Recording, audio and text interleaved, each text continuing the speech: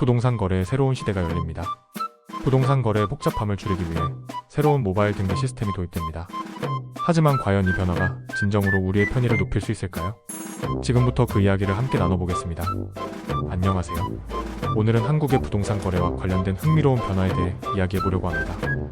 특히 2025년 6월 1일부터 시행되는 새로운 모바일 등기 시스템에 대해 알아보겠습니다.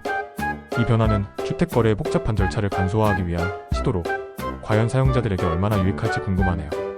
먼저 최근 부동산 거래에서 가장 큰 관심을 끈 아파트인 동탄역 롯데캐슬 이야기를 해볼까요? 이 아파트는 로또 청약으로 불리며 2017년에 분양가가 4억 8,200만 원이었고 현재 동일 평형의 매물은 16억 6천만 원까지 나오고 있습니다. 만약 당첨된다면 2017년 분양가로 구입할 수 있는 기회가 생기는 것이죠. 하지만 이 아파트의 계약 취소와 소유권 문제는 한국 부동산 시장의 복잡함을 잘 보여줍니다.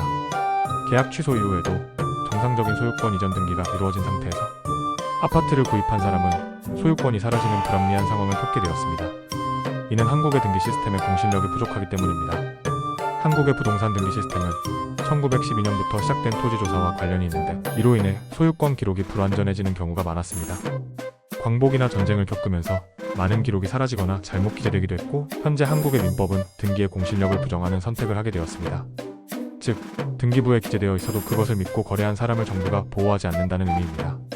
이번에 도입되는 새로운 모바일 등기 시스템은 주택 거래 과정에서 발생하는 복잡한 등기 절차를 모바일 앱으로 처리할 수 있도록 구현된 것입니다. 매수인과 매도인은 각각의 스마트폰을 통해 소유권 이전을 직접 처리하게 되며 이는 거래의 편의성을 높이고 시간과 비용을 절약할 수 있는 방법으로 기대됩니다.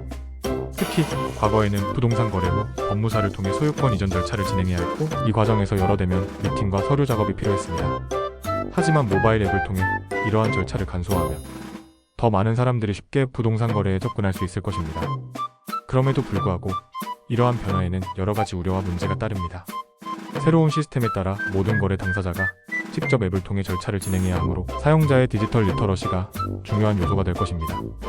특히 고령층이나 기술에 익숙하지 않은 사람들은 이러한 시스템을 이용하는 데 어려움을 겪을 수 있습니다. 매수인은 잔금을 지급한 후에도 매도인이 소유권 이전을 제대로 처리하지 못할까 걱정하게 될 것입니다. 이런 상황에서는 신뢰가 필수적이지만 서로 간의 신뢰가 무너질 경우 거래가 복잡해지고 불안정해질 수 있습니다. 또한 새로운 시스템이 도입됨에 따라 비대면 거래가 전면 중단될 가능성도 있습니다. 법원 행정처는 잔금 일의 모든 관련자가 공인중개사 사무실에 모여 모바일 등기 업무를 처리하는 것이 바람직하다고 발표했는데 이는 결국 대면 거래로 돌아가야 한다는 의미입니다. 이러한 변화는 소비자에게 추가적인 불편함을 초래할 수 있습니다. 비대면으로 진행하던 기존의 시스템에서 대면으로 돌아가면 거래의 효율성이 떨어질 수 있기 때문입니다. 결국 한국의 부동산 거래 시스템은 여전히 많은 고민과 논의가 필요한 상황입니다. 새로운 시스템이 도입되더라도 과거의 문제를 완전히 해결하지 못할 수도 있음을 유념해야 할 것입니다. 예를 들어 과거에는 등기부의 신뢰성이 부족해 사기나 오류가 발생하는 경우가 있었고 이는 여전히 현재 진행형입니다.